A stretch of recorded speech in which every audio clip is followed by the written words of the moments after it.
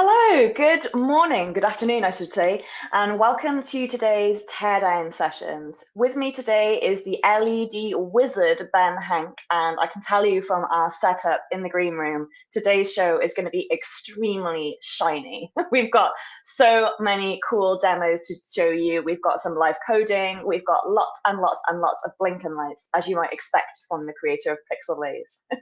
But before I get started with our guests, there's a couple of things I wanted to share with you that we're doing at Crowd Supply, and of course, the details of our weekly hardware giveaway. We've got some really great stuff in the box today. I'm kind of jealous, actually. All right, so let's take a look at what's going on at Crowd Supply first before we dive into the stream. We have got Kraken SDR, that's still going really well along there. So if you're interested in SDR radios, you should definitely take a look at this. There's a lot of people who are very excited about this phase coherent SDR. It's Kraken RF, it's pretty cool. I wanted to share with you a couple of my favorite projects that we've got coming up soon as well. They've just gone live in what we call the pre-launch. First up is the delightful Joey Castillo. He's created this wonderful sensor watch. You might know Joey's work from the ebook that he did last year. Was it last year or the year before? Anyway, he did an open source ebook that won the Hackaday Prize, and this is his latest project, and I'm absolutely delighted that he's come to Crowd Supply to release it. It's an awesome upgrade for the iconic Casio watch. It came, it comes, I think, in just black, and you can get a metal one as well. And what he's done is created an upgrade so you can actually make it into a fully hackable, wearable wristwatch with a years-long battery life. So I'm really excited about that one.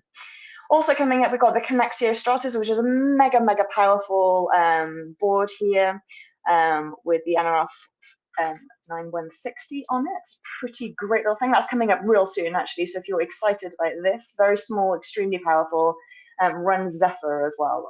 Lots of great features on that board.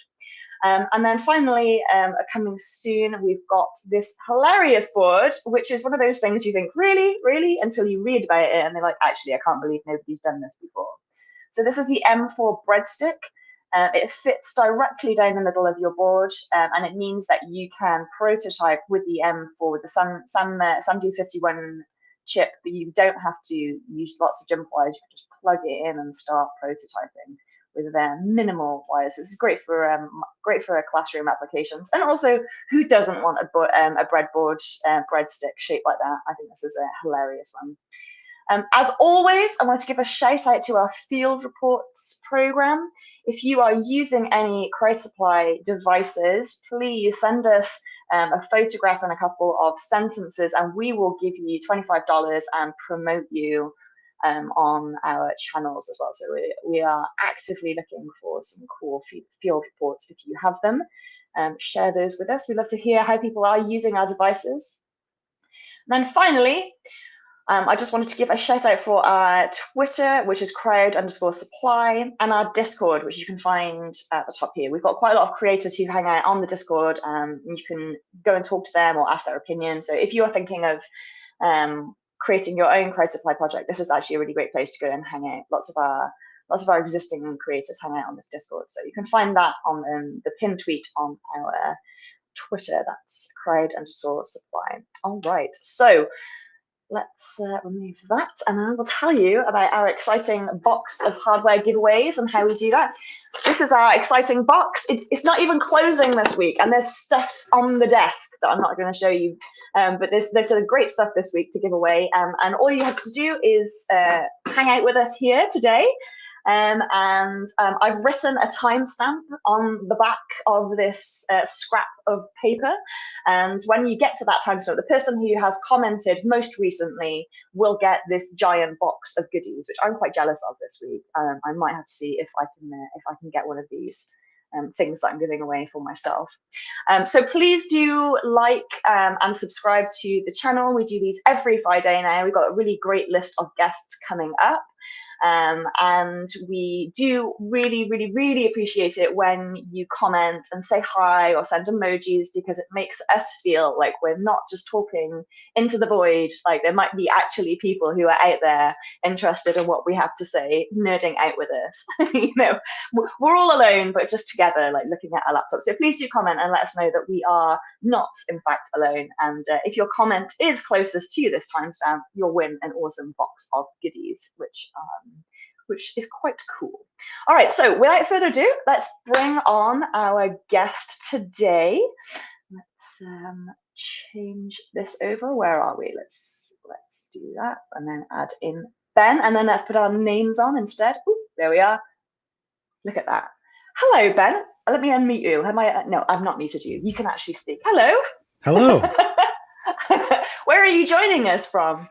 Vancouver, just north of Portland. Really? Yeah. Really? I had no idea. I can see Vancouver from my house. Yeah, just we're basically neighbours. Yeah. We literally, I had no idea that you lived in Vancouver. We must hang out in real life.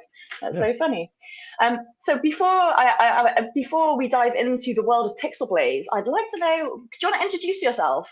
I'd love to hear how you would introduce yourself. Is it just LED wizard, or are there other things that you do as well?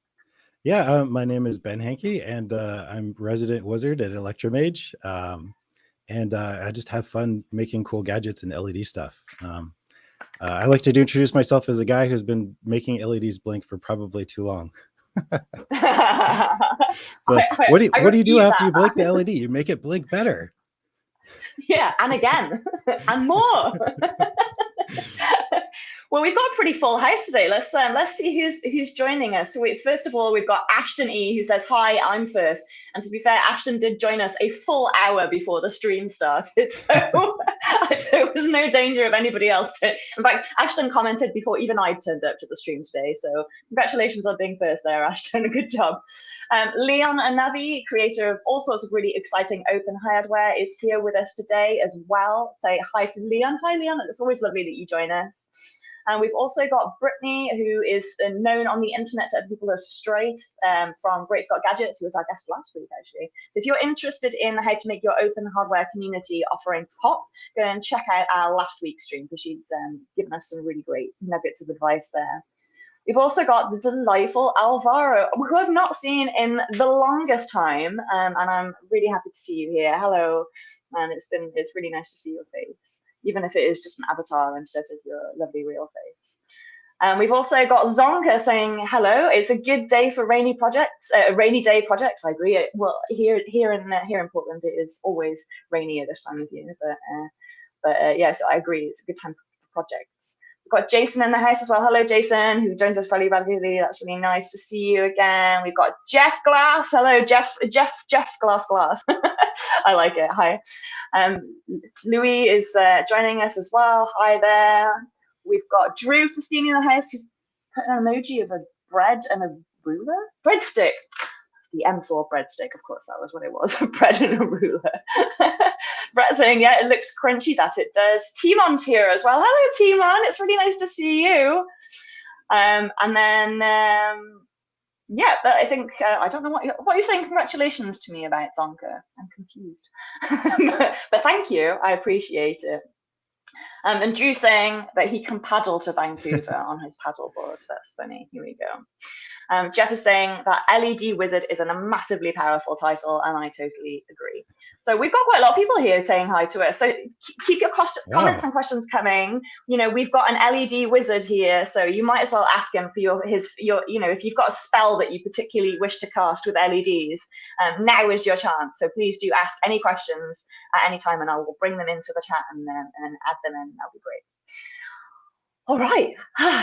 Nice. Wow. Everyone's here. There's lots of people. It's really fun. So tell me about Pixelblaze, Ben. It's beloved of many people. I tell you what, I've not had such a reaction within Crowd Supply. And I'm like, oh yeah, I've got Ben on this week, and everyone's like, oh, Ben, amazing! It's so cool. So awesome. tell us about Pixelblaze, and it's a much beloved device within the community. So I'd love to hear a little bit. Well, I'm just stoked to hear that. That's awesome. yeah, how did it begin? I mean, I've been blinking LEDs for a long time, like hacking on PIC microcontrollers, years and years ago, making little, Yeah. like POV spinner things. And Pog spinner. POV, like persistence of vision, like Oh, a poi kind POV. of, yeah, Yeah, not yeah, the yeah, children's toy. Yes, yeah, yeah. yeah. No, not I've just yeah. never heard it said as POV before. They said Here, Pog. Oh, Pog spinner. Okay. no, Yeah, not carry on. Pogs, light up Pogs, right? Yeah. Yeah, and just have had fun, and it's been like a hobby for a long time. And one day I was like, this is, I do a lot of it like procedural programming, just kind of like coding different kinds of like formulas to create all kinds of cool like LED effects and stuff like that. And I was like, this is just kind of painful. You go through this whole, like, you code something and then it takes, at least seconds to compile it, right? Even in the best circumstances. And then you got to restart your program and it loads and then all that kind of stuff. I was like, can you just, like, what would it look like? Could I make a thing where you just like type in some stuff and it just happens? And that's kind of how Pixelblaze was born. Mm-hmm. So I started off and I was like just exploring what I could do with that. So I found like an expression parser, and the first version just did like just straight expression parsing, and then evaluated that so you could like take some time variable and put it through some sine waves or something like that, and then feed that into the hue, right? And then have like changey color stuff happen. So I was super excited about that, and then just started geeking out about it really hard. I ended up like creating a compiler and a virtual machine that like executes instructions Wow. from this compiler to do all kinds of stuff. So you could do ifs and functions and all kinds of fun stuff. And I put the first handful up on Tindy, and I was soldering these by hand, tweezing in the little resistors and all that kind of stuff, and people bought them. Wait, you were doing hand soldered SMDs at this point? Yeah. I was like, wow. I was doing the SparkFun hot plate thing. Wow. I had like this $30 like grill, right? And I'm like tweezing on all these little, like blobbing on some solder paste, right? And I made not like even using a stencil, literally just blobbing on some solder paste and using tweezers. That's actually iconic. I love it. So the very first Pixelblaze were hand. They must be a collector's item at this point. So here's hand soldered. Yes. The very first one you could see, but it's actually it's a purple board from Mosh Park. Oh yay! The green screen's cutting off the. Oh yeah. Yeah. But yeah, there's the first one that I've like free flashed this thing so many times. The flash is probably worn out. That's amazing. Yeah. So one of the things that I see a lot around Pixelblaze is I don't actually see that much Pixelblaze stuff coming from you. I see Pixelblaze stuff coming from all over the community, and that's one of the things I think like Pixelblaze has is an enormous community of people doing really, really awesome things with Pixelblaze itself. And I wonder if you could talk to me a little bit about like how on earth did you manage to find that community? Was it relatively organic? Did you go out there and like try actively to find people who want to use it, or was it just people picking it up and running with it? Yeah, no, they started without me, and I just sort of stumbled in there. Was like, hi, no, but seriously, like it's crazy. It just people were really passionate about this, and so really besides just sort of like sharing some stuff about it occasionally, like on LED Twitter and things like that, I started up a discourse forum where people could go and hang out and like share stuff and get questions and stuff like that. But really, the community is like just grew out of their interest in this thing, and it's just amazing to see. And to be a part of it really just makes it such a rewarding experience. Makes it a lot, totally worth it to put in the time and effort to make this stuff. Well, I really wanted to share some of these pictures. Hang on, I'm going to change this round here so that I can add this into the stream. Here we go. Look at this. I wanted to show. I wonder if you could tell us a little bit about these. So this is Henk.com, we've got a really great page called Made with Pixelblaze, which has got absolutely loads of examples of really amazing work by really amazing hackers who are using Pixelblaze. And I wondered if you might be able to tell me, tell me which ones, tell me a little bit about some of these. Yeah, actually, Glowflow was a happy accident, and there was a fun story involved in that one. Yeah, so. There was a SuperCon 2017 or 2018 maybe. Yeah. Where I had taken like a handful of Pixelblazes and stuff just to kind of like, trade with folks for cool stuff. And I ended up losing like my bag of Pixelblazes, just dropped, off the table or whatever. And just like, it was just gone. Right. And, like sometime later, I got a message from, I think it was Emily online on Twitter. Oh, Velasco. Yeah. Yeah. And she's like, hey, I think these are yours. Did you like drop these? And I was like, wow, that's super cool. You found these. Like, oh my goodness. Yeah. I was like, hey, why don't you, like keep one? And, Roger, me and him were like sitting right next to each other. Like we were hacking on stuff. And, so he ended up getting one as well and was super interested in it. And then I just had like this conversation. I was like, hey, I'm working on this Pixelblaze V3 thing. Like, you want to check it out and help me out? Give me feedback, all that kind of stuff. So I sent him like a super early unit. He's got one of the original green board versions. And he really just like went with it. So his idea was to take basically like this bucket, and he wanted it to basically have like the sloshing fluid in it. And so he's using the accelerometer to figure out where gravity is, and then painting like a horizon line that kind of follows gravity. So you can kind of swoosh this like liquid around in this. And did this amazing video just showing how he did all the build and all that kind of stuff. Tons of math for transforming, 3D coordinates. Just amazing stuff. But it all happened because I accidentally dropped a handful of Pixelblaze at SuperCon. So all of this amazing work that he's done and by the way, Roger, can we just say, like, he's probably not here, but those of you who know him, Roger Cheng is just absolutely the most loveliest, talentedest, hardworkingest person out here. So like, big shout out for both Roger and Emily. They're some of my favorite hackers coming out of LA, definitely. Really cool. So I'm really excited to hear. That's such a great story. I can't believe you lost this bag and then Emily picked it up and then gave one to Roger and then ended up doing this really incredible piece of work. That's a great story of how serendipitous things can happen in the community. And we've got some nice comments here from people watching. So Jason saying everybody loves Pixelblaze. Someone was happy with the invisible screw terminals earlier when we were green screening your thing. That was hilarious. Straith's piping up saying, "I would love some light up pogs." Well, maybe we'll do one of those at some point. And Claire Cassidy's popped in. Claire works for Crowd Supply, and we gave her a lot of love at the end of last week's live stream. But Claire does so many awesome things with Pixelblaze. And she's saying that she needs to take some real video of the jackets I've made and the bike for this page, definitely. Oh, awesome.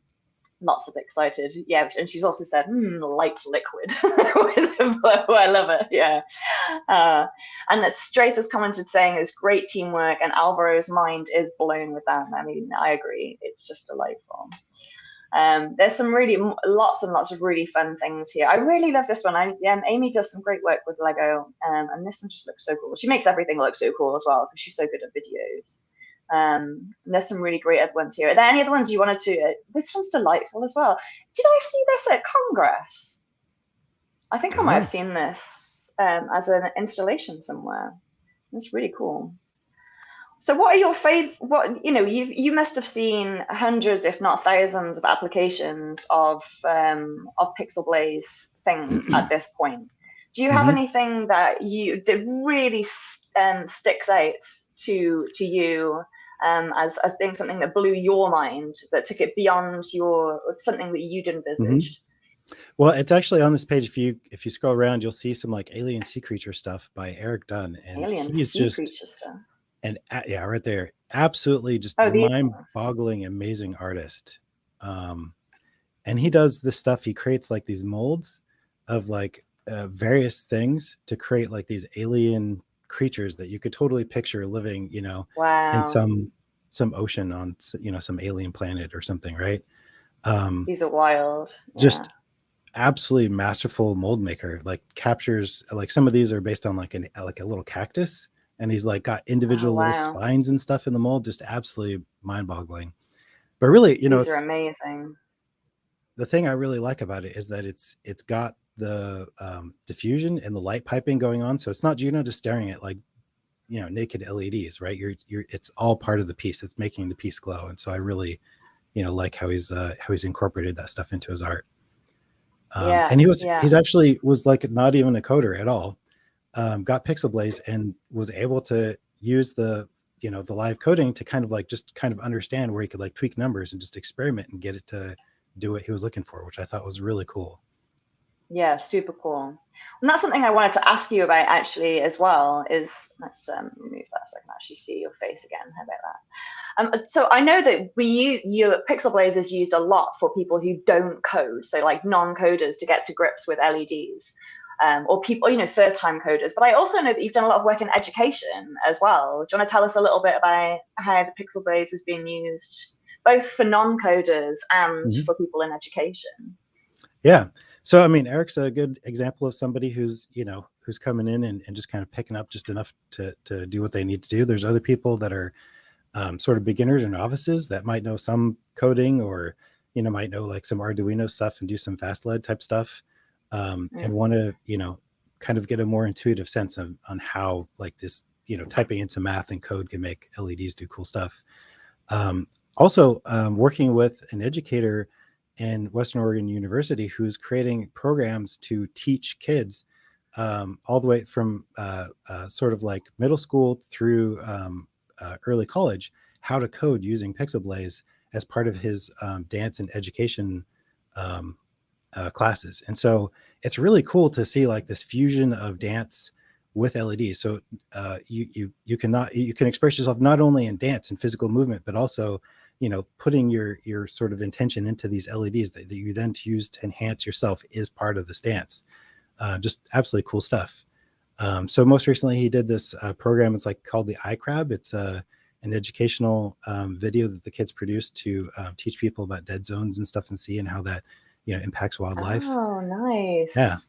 And as part of this expressionist dance, the kids have these LEDs kind of suspenders going on their part of their outfits, and they program that to like represent different sort of like oxygen levels and flows in the ocean and stuff like that. And so, I mean, you have Wow. kids like just absolutely just loving it, like getting the, you know, picking up programming, just like absolutely just going nuts over it, which I think is super That's cool. so Like getting cool. people excited That's about so coding. cool. Yeah. Yeah, absolutely, absolutely. And it's the ease of it makes it so, you know, it makes LEDs a playground, I think, for people who aren't necessarily already coding wizards, you know. So and I just think it definitely lowers the bar, the barriers to making these kind of really amazing installations and pieces of art and pieces of data science, really, which is what those kids are doing as well. So I've got a few comments here from people who are watching. So Zonka says, I'm impressed with how the Pixelblaze code tries to protect itself from low voltage conditions. Underrated and unexpected feature. And then Claire saying, yeah, that she agrees with that as well. So that's a nice comment for people who are working in low voltage conditions. Yeah, that's great. We've got also Jeff Glass, who is saying, I just got video back from the DMX Laura Pixelblaze project from the State Fair. I will have to pass that along. It would not have been possible without Oh, Pixelblaze. awesome. Amazing. Can't wait to see that on social Yeah, media. That's going to be really, really cool. yeah, Jeff had done a live stream, and if you want like hours of just blowing through all kinds of amazing patterns, live coding stuff, he's got a Yeah. really good stream And we're clips gonna of that. that's so exciting. We're going to do some of that in a bit. And for those of you that haven't clocked, Ben doesn't actually have massive SMD LEDs behind him, or maybe he does. I think that's a green screen. Yeah, I kind of want a massive. That'd be pretty cool, actually, a massive SMD LED. Yeah. But that is actually a green screen because we're going to actually take a look at some of the blinking lights on Ben's desk in a bit. But yeah, that's pretty cool. So, okay, what else have we got here? We got Zonka saying LED for noobs, connect the LED strip, apply power, and push the button to step through the sequences already on the board. That's true. You don't really have to do that much if you just want to do this thing. Claire said that I'm a novice, trained, although relatively unpracticed. JavaScript coder, and I love working with this board so much. That's so nice to hear. She's saying that Pixelblaze is excellent for even non-savvy people. So thank you for sharing your experience there, Claire.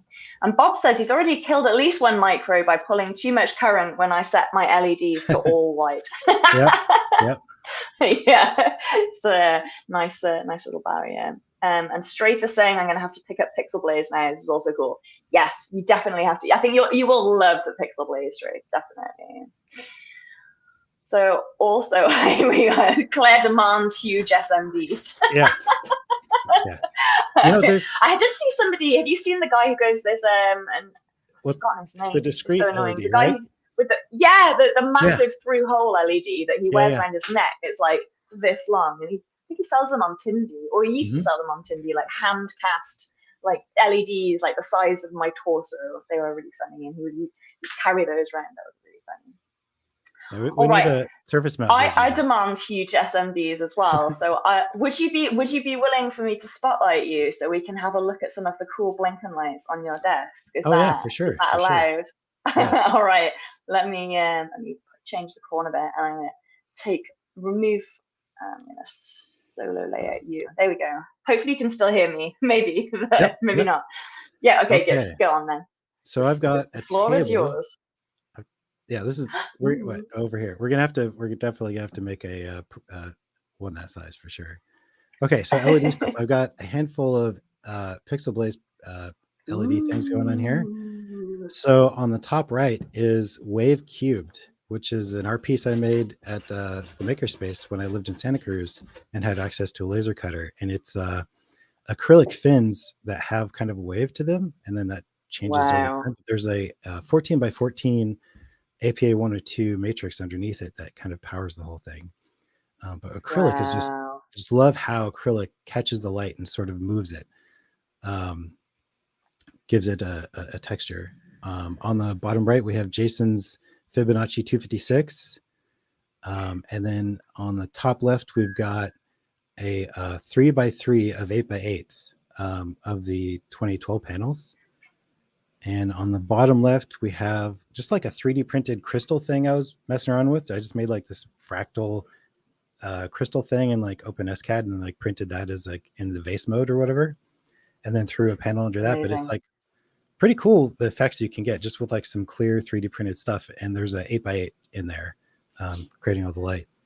And then the bottom middle, I have a 2x2 of 8x8 of the new HDR. So these are SK9822 LEDs. And one of the cool things when I was first doing Pixelblaze, I started messing around with the APA 102s and SK9822 LEDs.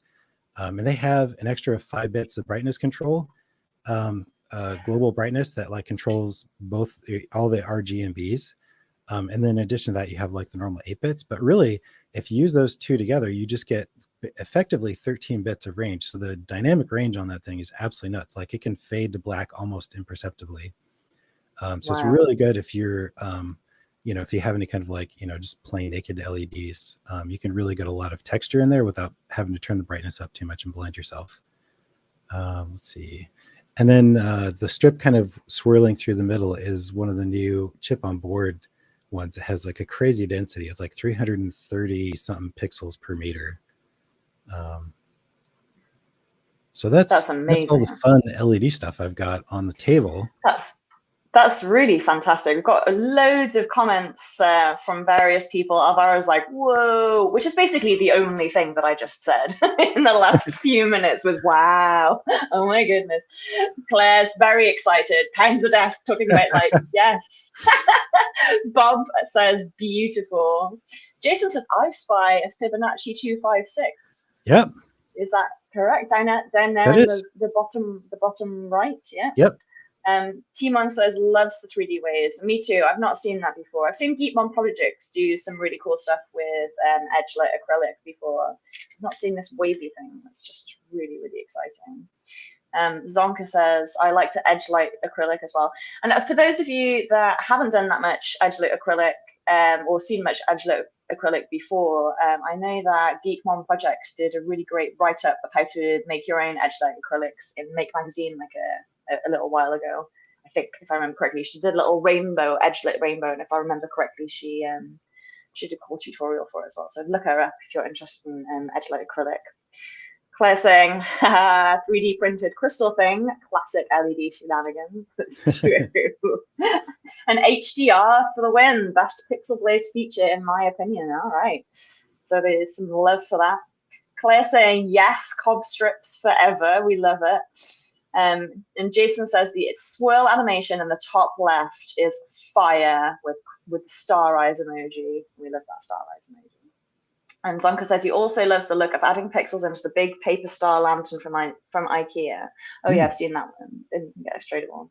But and I'll leave this leave the viewer comments section with this one from Claire saying life is too short not to get outrageously excited about rainbow lights. It's just true. I could not agree more, Claire. I really could not agree more. Definitely. All right. Ben, would you like to show us a little bit underneath the hood? So we've seen the beautiful LEDs. It'd be really nice. Is there any way that you can show us a little bit what goes on when you're programming one of these? I sure can. That'd be pretty awesome. But wait, there's more. What? More? Oh! So I wanted to show the cube. What? And I could, and maybe some of the sound reactive stuff, and then I definitely want to dive into the live code stuff. Amazing. So you can kind of get a feel for it. Please. So let me pull up the cube here and switch it to the sound reactive one. So just kind of cycling. This is the version of GlowFlow running on the cube. So you can kind of see, I can kind of swirl it around, and it just kind of follows like gravity. A fine whiskey. Yeah. I love it. Okay. And I've got a sound reactive one here, and I've got another one right here. So this one's just running on a mic. This one I've got plugged into an audio jack. Let me just switch this other one to you. And I've got some stream improved music. Let's see, where is it?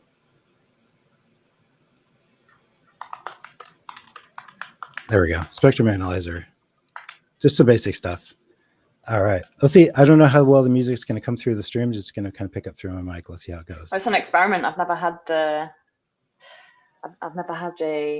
someone play music on a stream before. Let's see if it comes through or not. Oh, it's coming. Yeah, I hear it.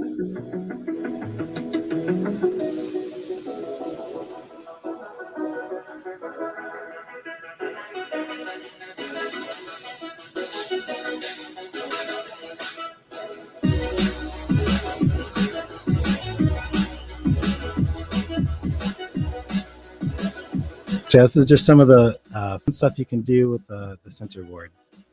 Wow, that's accelerometer, so cool. Audio on a mic, or you can plug it into an aux jack for like line level audio.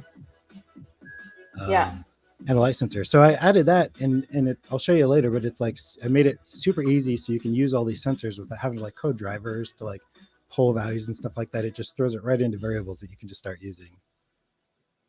Okay, that's really awesome. Yeah. We love a cube. Everybody loves an LED cube. Oh, it's switched to breakout. This is the other thing. I just found this just today. Somebody in the Pixelblaze community, there's a site for sharing all the patterns you can upload and download. Somebody created a little breakout game for this. I thought it was cool. You can actually play the game either automated, like it's in auto mode right now, or you can like control the paddle with the slider and play the actual game. It's just too much fun. That's so fun. That is really fun. I like it. Someone's made a game for the Pixelblaze. I wasn't expecting to see that. That's really cool. Oh, I've got a question here from Claire. So, I've got a question saying he's not seen too much 2D code, just strips and 3D. I love it. And Brittany Straith says, do you Twitch stream music and LEDs? I would tune in. Do you? Do you show off your LEDs? Really? This is your first LED stream? Well, maybe this is starting off a trend. Maybe you're going to be the next Twitch superstar. Who knows? Watch this space. It's very hypnotic. I've not really asked you any questions. I've just sat here and gone, wow, for the past 15 minutes. But I think that's to be expected. These are beautiful. Oh, cool. Okay, so tell us what we're looking at here. Okay, so let's stream some LEDs and live coding. So I've got I've connected the editor here to the this matrix here on the top left, so we'll be coding on that one. I've got just like a really basic starter pattern here that we can kind of like just get a rough idea of what Pixelblaze is, how it works. So I guess, you know what, I should rewind. You guys want a quick overview of the UI, like how the thing works? Yeah, totally. All right. Okay. Let's go back to the main screen. So this is the pattern screen. And so from here, you can see a list of all the patterns that you have on your Pixelblaze. And with the playlist mode, you get this playlist over here on the right that you can create sort of your own customized thing. You could add in the thing and set these timers and seconds and all that kind of stuff. So I have these on all these where they just kind of like go through, and you can see that it's, you know, about a fifth through the way playing this fractal flower pattern before it's going to go to the next one. You can move these around, all that kind of stuff. These previews are little movies, little 5-second movies of like what that would look like on a like in a one-dimensional strip. You can like load any of these things up. So if I click on this, we'll see fast pulse running in 2D here. I see that. Yeah. I've got a question here from Brett, which is useful to bring up, from Brett Graham, saying, is the UI hosted on the microcontroller? It is, yeah. So this is all 100% self-contained. And there was a couple of different things I wanted to do here. One of them was that I wanted to be able to not just like live code LEDs, but not have to have a laptop necessarily, you know, or an internet connection for the tools or any of that kind of stuff, or have to install even an IDE. So Pixelblaze is inherently, it's a Wi-Fi LED controller, and it serves up, has its own web browser, or sorry, web server that serves up the entire application. So everything you're seeing here is hosted right on the device. So you can actually use this and you can live code LEDs like in the middle of the desert with like nothing but, you know, your phone or a laptop or something. That's amazing. Yeah, so this is totally inside the device. You can run it in AP mode, so it'll create its own network. You can connect it to your local network or create your own, all that kind of good stuff. And then what I was showing you earlier was the IDE. So we can go in here and we can actually edit code. And I might have a little bit of latency with just OBS and the stream and stuff like that, but it shows up pretty much real time. It's like 100 milliseconds, 200 milliseconds before it'll actually show the LEDs. Yeah, so you can put code in here.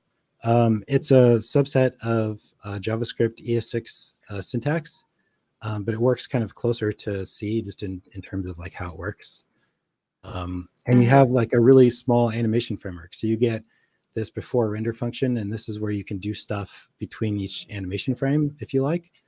And then you have a render, or in this case, render 2D, that you implement to generate whatever it is that you want to do, your pattern. And so just to kind of see like how this stuff works, you know, this is called for every single pixel one at a time. And we're given like the pixel index in case you want to do something with that.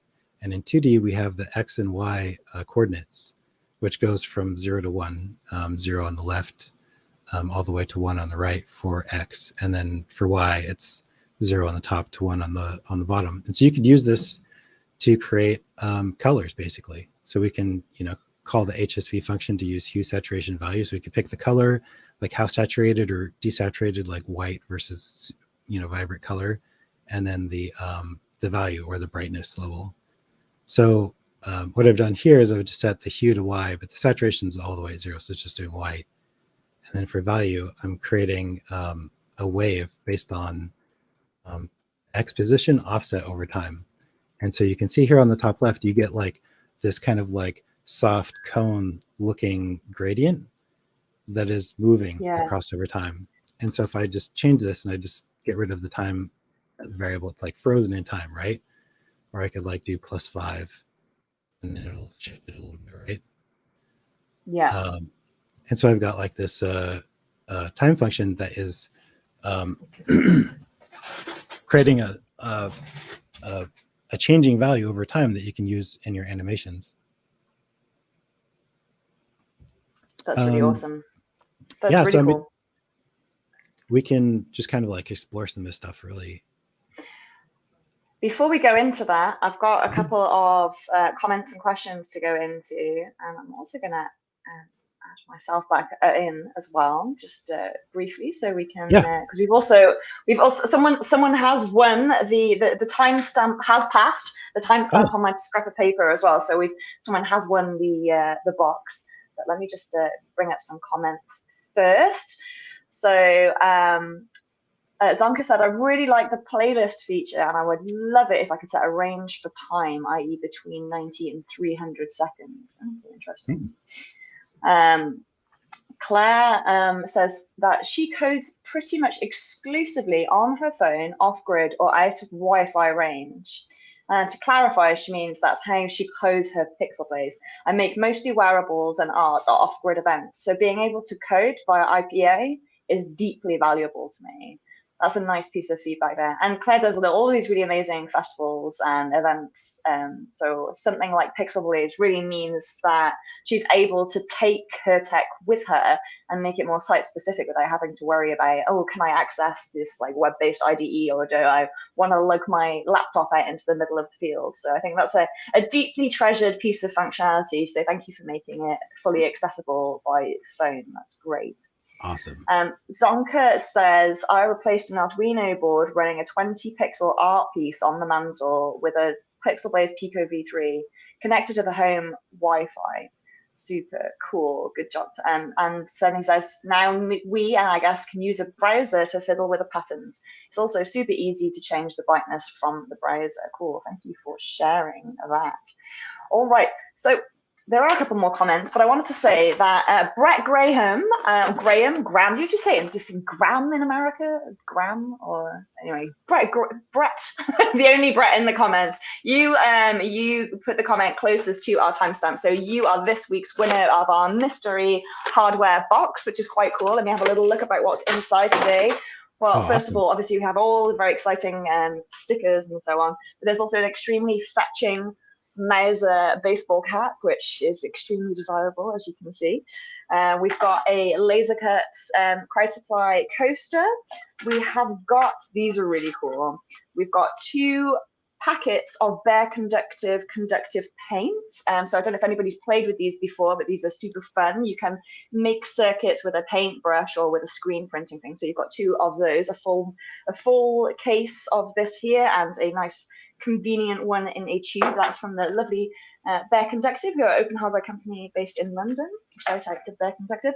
Also in the box of goodies that you're winning, Brett, you get the Circuit Scribe kit, which is a little LED pen that you with LED stickers and a pen, so you can draw circuits with them as well, and that comes with a workbook.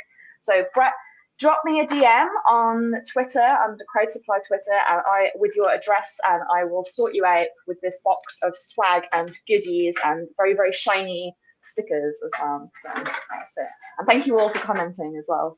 Thank you very much, Brett. Awesome. Yes, that's great. All right, so we've allocated the win of the teardown goodie box with lots of people. We've got very active comments here. So Seth, who's just commented and joined us. Hi, Seth. Some of us on the forum are writing a lot of shader type code for the PB. Zonka says, I appreciate the folks posting in the PB forum. I am learning a lot. Where can people find this PB forum, this Pixelblaze forum? How do people find it? Yeah, so it's on electromage.com. And if you go there, there's a link up on the top that'll take you to forum.electromage.com. All right, that's great. Okay, so I will put that link in the comments. For those of you who aren't listening to this live, I will put all of these links down the bottom in the info description. So, and for those of you who are watching us live, just go along to ElectroMage and you can find your way there. All right, fantastic. So Back to the Pixelblaze. Did you want to? Was there anything else that you wanted to show us with the live coding, or did we want to chat about manufacturing? Oh yeah, let's do this just a little bit, and then Yeah, let's do some absolutely. fun manufacturing talk stuff. Let me just remove myself. Where am I going? Here we go. Let's take that off. Put you on. Take me away. There you go. Spotlight you. Off you go. This is the one that we're working on. Yeah, so you can do all kinds of fun stuff. So you can do like wave of time plus X. Say for Q, let's do some Y. Yeah. So now we just got like rainbow columns of light. One of the things that was added to, so we're always working on Pixelblaze and adding stuff. One thing that we've added recently is coordinate transformation APIs, and this works really well with your piece. And so actually one of the cool things about Pixelblaze pixel mapping is that it can work on a regular grid or on just totally arbitrary coordinates. So if we go over the mapper tab, I've got a little bit of code here that's generating the pixel map coordinates for that 3x3, and it's just really set up in 3 different columns. But you could put in, just like a measured list of coordinates, like paste in from an Excel spreadsheet or anything like that. It doesn't have to be on a regular grid. And then the patterns are sort of written to be universal. So it's all scaled to world units. So if somebody pushes a 2D or 3D pattern, you'll be able to run that on your any kind of piece that you have pixel mapped, which is a really, really cool and powerful thing. So combining with that, we've created a coordinate transformation API. So if I do a reset transform, just to kind of reset it back to regular coordinates here, and then I can do like a rotate based on, let's just say on the timer times I2, just so we can get like a full rotation. So you can see I didn't have to do tons of math, and now I've got this spinning swirly rainbow column thing going on. Yeah. So that's super fun. You could do zooms, like scale. Let's say scale for time 0.2, time 0.3 or something like that, plus 0.5, infinity.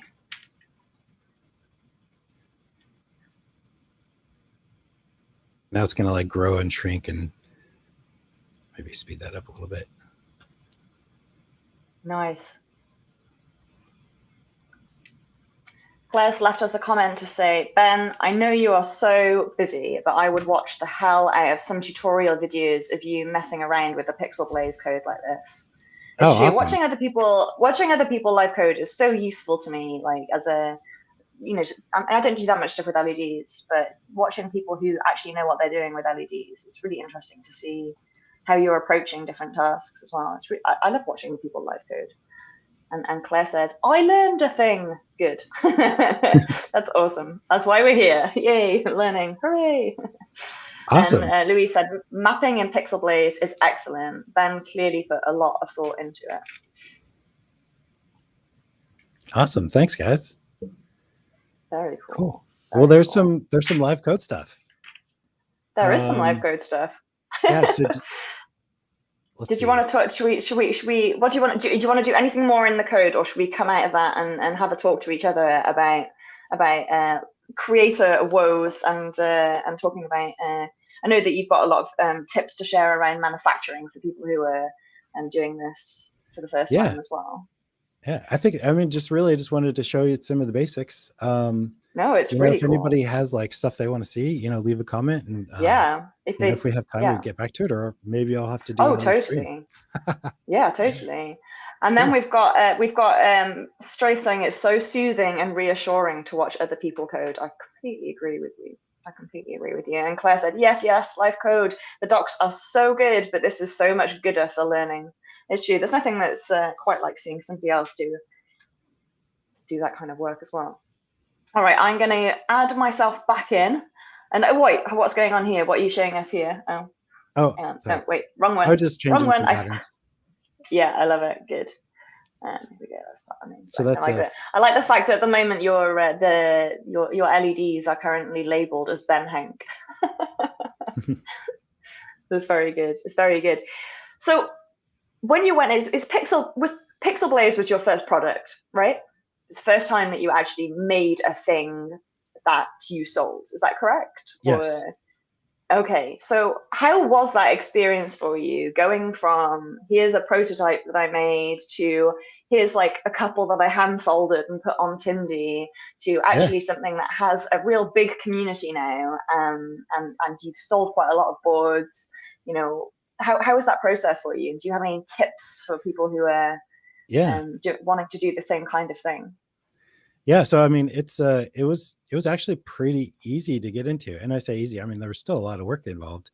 But my friend Alicia of Embedded FM was like, "Hey, you Oh, made a cool thing. You should put that on Tindy and sell it." And kind of like pushed me, over whatever the threshold was to like get a tutorial kind of thing written up and a guide, like how to that kind of stuff, take some pictures, and throw it up on Tindy. And so Tindy made it really easy to go from 0 to selling my first 10, which is a yeah. great way. If you have like a board and you've got like some like just a handful of Oshpark prototypes, and you made something interesting that you think somebody else might like, you can totally throw it up there and sell one or two, all the way to and just sort of growing through that, getting more interest. And like I said, the original thing I was like hand tweezering stuff. I got a stencil finally. I messed up on the stencil. It's hilarious. I didn't know what I didn't order properly, and I ordered a stencil. It was like full frame, so it's like huge, right? Like 8 by 10 ish Yeah, or yeah, they're more, massive. like this thick aluminum frame and stuff, with like a single Pixelblaze right in the middle, like not panelized or anything. Like, so I was like, Oh, that's so okay, well, funny. do what I got to do. 3D printed like a little stencil holder jig thing, so the PCB could like fit in there and had support for this big, giant, massive stencil. And I made the first, I want to say like 75 by hand, just kind Wow. of tweezering along, make like 10 at a time. Um, Wow. like kind of like upgraded my game. I had this like little vacuum pen thing that I made, where it Oh, had like a foot nice. pedal, and I could like, Yeah, instead of yeah, tweezering, right? yeah. But I mean, that still doesn't scale super great. No, no, it doesn't. I mean, it's fine. It's great for like SMG placement for prototyping, but when you get to a stage where people are actually ordering your product, it gets unsustainable extremely quickly. Extremely Yeah. quickly. Yeah. Oh wait, Timon's sharing your sadness by saying he's made that mistake before the stencil, saying I still have my ridiculous single board full frame stencil here somewhere. Awesome. Yeah, I wouldn't be surprised if there were a lot of people who'd made that mistake first as well. Oh, here we go. And then we Yep. have, and also Brett said, I've been there. My giant stencil was minimized on a bandsaw. Yeah, okay. Yeah, that's also a good approach. That's hilarious. That's great. So you started off doing like hand soldering, hand tweezering, selling a handful of boards on Tindy, and I guess at the time, like because you were selling a few at a time, were there quite a lot of revisions early on in that stage as you started to put it out to the community, or would you say that the design was reasonably set in stone from the early days? Yeah, so the design, there's been a couple of major revisions. So the first versions weren't too dissimilar. So like the very, very Mm-hmm. first Pixelblazes weren't too dissimilar. And then, I hand built like the first 70 or something like that. I had like 100 PCBs made, and then was doing them kind of one at a time, right? After that, I contracted with Small Batch Assembly to build several hundred of them. I thought, well, this is selling well, it's picking up momentum, I'll get like a huge supply, and be able to sell them for a long time, right? And that was awesome. That was a really interesting experience, kind of going from okay, I can put everything together myself, to learning about what a contract manufacturer is going to need to assemble these boards. So get them like all the data sheets, all the orientations, get all the Yeah. the pick and place coordinate data out of the PCB files and stuff like that, ship all the stuff, order all the stuff, ship all the stuff, leaders, all that kind of good stuff. There's a lot to kind of learn and pick up. There is. Yeah, it's a steep learning curve. Yeah, got that. And then it was just really just depanelizing and programming the boards. And so that was the next, I want to say 600 something were from there. And then, that was pretty much the same hardware. It's just maybe a few small changes. Like I think I went with ENIG. I forget. I always mess up the acronym, but it's like the Nicholas or nickel gold plated, whatever. Yeah, ENIG. I should know that. Yeah. I can't remember. Yeah, it is that. It is ENIG, isn't it? Yeah. I think. But then you get like this really gorgeous like black PCB with gold, pads and stuff. Oh, are you talking about the After Dark stuff? No, this was before. This was before After Dark. Yeah. So you did those. Yeah, exactly. No, I did get it right. No clear solder mask, unfortunately. That would have been really cool. Yeah, that's really cool. I'd love to see an After Dark solder Pixelblaze. That'd be fun. You should get that, a special edition. After Dark edition for sure. Yeah. We'll have to make some flying toaster animations. Yeah. Old Mac After Dark screensaver. Oh gosh. Yeah. Okay. Yeah. So there was a lot to learn there, and then I ended up buying a pick and place machine, like a low end pick and place machine, so I could do it all myself. And really, the whole reason behind that was I found an article that Nate Sidell, my butcher's last name. Fun Nate. Fun Nate. Yeah. And he had like bought one of these machines and like wrote all kinds of awesome software to automate the processing for that kind of stuff, and really kind of laid out why they bought one of these things when they have huge real pick and place machines, so that they can crank out like a handful of boards at a time, test and proof of concept like a product. And I thought that was perfect. If I'm going to be making Pixelblazes and add-on boards and other kinds of fun projects, that fits really well. So I ended up picking up one of those and ended up building Pixelblazes myself. And, there's a whole nother world of manufacturing. Really, it was cool because I got to learn all the ins and outs of design for manufacturing. I had that immediate feedback process, like, oh, my pad's messed up, it solders poorly, right? I have to rework a bunch of boards. Like I, can change the design. And so getting that whole process was really kind of interesting. So at this point, like how much time, so like were you doing a job as well as this, or at this point were you doing Pixelblaze as your... Yeah, this is all like hobby time. You bought a pick and place for your hobby project. That's commitment, then. That's real commitment. That's quite an impressive investment in your hobby. Yeah. And like how full time is Pixelblaze for you? Like, is it still a hobby project? Or is it turned into more of like a like side job, or is it a side hustle for you? Or yeah, so it's been doing well enough that I figured what would happen if I kind of made a go at it. So 2020, I was like, this is the year. And I scaled back on my contract jobs. And I was like, all right, I'm just going to dive in. And I also had some other stuff going on, but I'm going to really dive into Pixelblaze and see what I could do with it. And of course, 2020 turned out a little different than I thought it was going to at the start of the year. And people use Pixelblaze a lot for like festival stuff. And so that really took a hit, just in the sales and things. Of course. But of course. In 2020, I really started, dedicating a lot more time, to it. And at the end of 2020, did the V3 campaign. So got V3 to the point where it needed to be, and launched that through crowd supply, which was just an amazing experience. And Claire, just blow the doors off of any expectations I could have possibly had. Just absolutely amazing, mind blowing. And the rest of the team as well, just absolutely they're just amazing. It's awesome. So we haven't paid them to say that. That's a genuine compliment. It wasn't prompted. Thank you very much. We do get so many people. There's definitely a Tindy to crowd supply pipeline. There's lots of people who come through both, and we're good friends with Tindy. Love Jasmine. She's a fantastic human being as well. I'm glad to hear you had a great experience. But it's true. There comes a point where you want to be able to get that upfront, investment on a new product line, and I think it really made sense for you at the time to come to crowd supply and do that.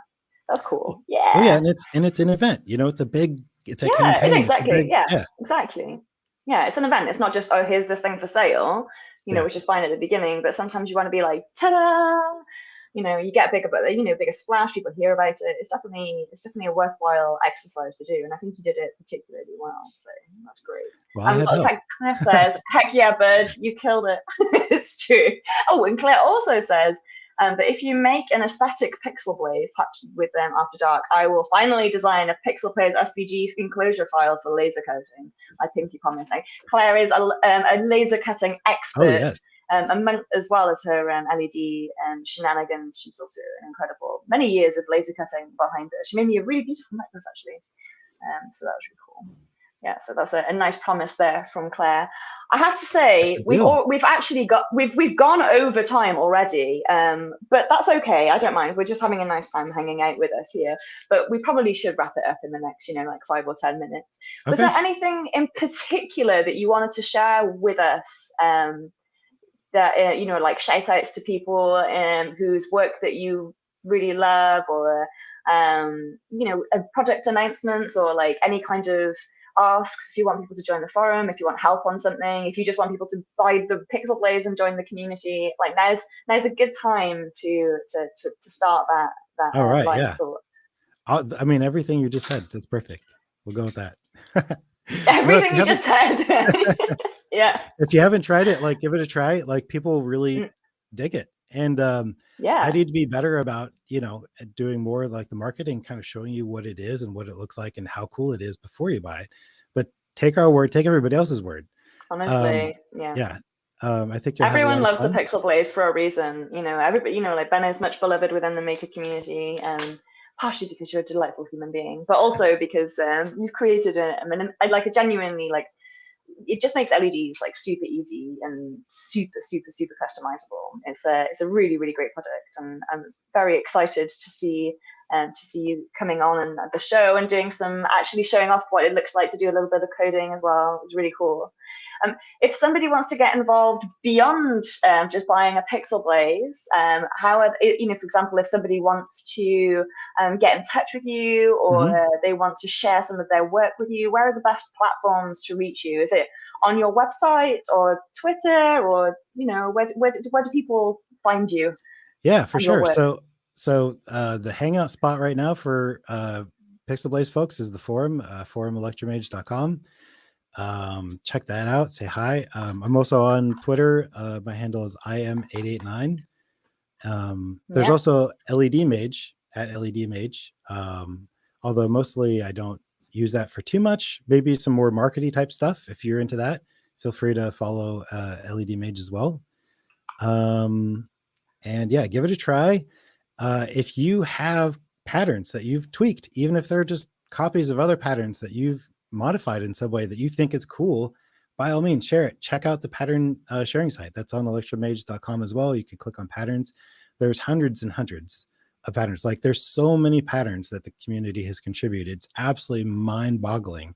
Like, the original pattern sharing site code base that I built, like, it needs to be rebuilt because there's so many patterns to find and search through. Like, there's pages and pages and pages of cool stuff to look through. And come say hi on the forums, shout out on social media, tell your friends about, Pixelblaze. If you think that there's somebody that would like this thing, or you want to build a cool, LED thing, is it like a gift? This is really good because you can kind of bundle it all up, set it up, in Wi-Fi setup mode, hand it off. They can set it up and then just click through all the cool patterns that you've set up for them. So yeah, there's, just a million and one ways to kind of get involved with Pixelblaze. There are, and it is a very active community on LED Twitter as well, full of people who will help you troubleshoot your problems as well. I've already mentioned, obviously, Claire, whose Twitter handle is Laser Mistress, I want to say, but she does super cool LED things. And also Geekmon Projects, who's done lots of really cool things with the Pixelblaze, so do check out Geekman Projects as well, definitely. And LED to Twitter, I'd say LED Twitter is a very welcoming place. Would you agree? I think people are super nice, So yes. What final word here from Claire saying, download the rainbow sparkle pattern. Just do it. Claire's contribution, here we are. Or maybe rainbow fireworks, she says something like that. I'm not sure exactly. Oh, the 3D rainbow fireworks thing? Yeah. 3D rainbow fireworks, there we are. Okay, yeah. There we are. That's amazing. Yeah, and so Claire's Twitter handle is Laser Mistress, and she's always doing really cool stuff with LEDs. So follow Laser Mistress, Geekmon Projects, and Ben is IM33, which you can find on our Crowd Supply site, obviously. 889. And then, yeah, LED and Electronics Twitter is the best. And of course, you've got to follow Jason, who does the most amazing Fibonacci sequence stuff as well. Wow, look at that. Oh my gosh, the cube. Okay, I'm taking myself off of this immediately because I need to see. It's in here somewhere. This is how I like, video chat with people, is I have this thing going on in the background. This is the 8x8x8 made with 2811 string LEDs with like some 3D printed caps. But yeah, there's a rainbow firework pattern that'll go on here eventually. That's beautiful. Is it hanging from the ceiling? Yeah. So this is one of the only volumetric cubes that I've seen that's kind of soft. Like you can take this and you can like, just like set it on something and like take it with you. It's kind of, portable, whereas everything else is kind of very delicate and rigid. This one is just, those bullet type LEDs on a string. So it can just all kind of like, fold up. That would work really well as fabric as well. You could have really interesting suspended fabric LED volumetric spaces. I think that'd be really cool. Very cool, very cool. Let me just bring you back in. Where am I? Where have I gone? I've lost myself. Here we are. I'm back here. Hello. Well, we've been talking for a long time now, and it is time for us to go. We've had an amazing time with you, Ben. Thank you so much for showing us all of the blinking lights on your desk and so many amazing projects, and especially a huge thank you to you for sharing some of your live coding techniques as well, and some really great tips that came in the later stages there, some insight into your journey from somebody who had never made a product before and was assembling SMD with tweezers to somebody who's had a really successful crowdfunding campaign, someone with like a big community who's much beloved in the community. It's a very inspiring story, I think, to people who are out there trying to make their own things happen. So thank you especially as well to everybody who's joined us. It's been very lively in the comments today. I've not even managed to feature all of the comments that we've got. I'll have to have a look at some of those later as well. We've got some great people saying hi here. And like lots of big LED flexes. Here we are. Lots of people sharing what they've done with their own LEDs as well, and lots of love for Twitter as well. Twitter is the bomb if you want to make sure it's true. So thank you to everybody for joining us today. It's been a very lively stream. Lots of really fun things have happened. And please like and subscribe to us on YouTube. These are every week now, every Friday at noon Pacific. We'll be doing these next week. I'm excited to say that we're going to be talking to Joe Fitz, who is a very fancy and famous security researcher who did the lovely board T-Guard, and he does really amazing workshops as well. So if you're interested in hardware security, pen testing, or physical security for any devices like that, you will love next week's stream. So this is great. I love my job. I get to go from LEDs to pen testing next week. That's great fun. So awesome. Thank you so much, everybody, for joining us. We've got Stoth saying, you've put me on these hangouts, great guests, great people. There's really great people who turn up, so it's really fun. Jason saying, thank you, everybody. It's a great stream. And Claire saying, it is a great hangout. Thank you for joining us today, Claire. It's really nice to see you. And then sad times, poor Ashton, who missed most of it. Well, join us next week, and we'll talk. We'll talk then. Thank you so much, and thank you again to our wonderful guest, Ben Hencke. Please thank you for having me. Give him your love and appreciation, and we will all see you next week for Joe Fitz. You can rewatch this stream. If you missed parts of it and you're still with us live, you can rewatch it. It will be archived on YouTube. I'll do a little bit of a trim so you don't have the countdown at the beginning, but it will be there in perpetuity. So thank you very much, everybody, and we'll see you again soon. Bye now. Bye. Here we go.